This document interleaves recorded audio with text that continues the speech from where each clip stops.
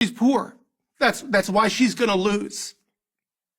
She's going to lose because she's poor and she can't afford a lawyer. And he's going to win because he can afford a lawyer that knows how to put a document into evidence. Was there ever a particular case that you think about that broke your heart? You're going to try to make me cry again, Stephen. This feels unfair. What is the one case? The one case that broke your heart? It was a case that I won that I should have lost. I represented a pimp.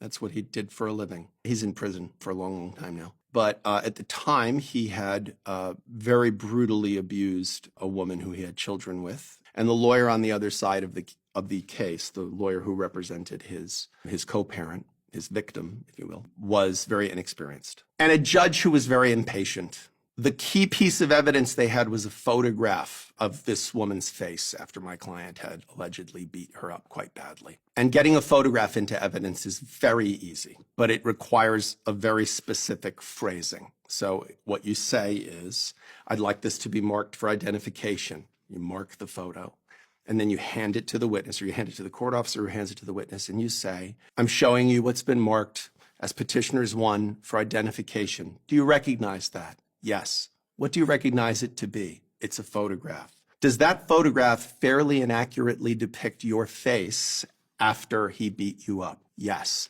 Your Honor, I'd like it put into evidence. That's it. It's easy. For whatever reason, most likely lack of experience, opposing counsel, I guess, didn't know how to get a photograph into evidence. Now, normally in that situation, a judge will be helpful. But this judge was just not in the mood. And opposing counsel said, I'd like this to be marked. And then she said, could you hand it to the witness? And she said, what is that a photo of? So I did my job. I said, objection. She's asking about the contents of a document, not an evidence, which is my job. Judge said, sustained. So she said, okay, I'm sorry. Who took this photo?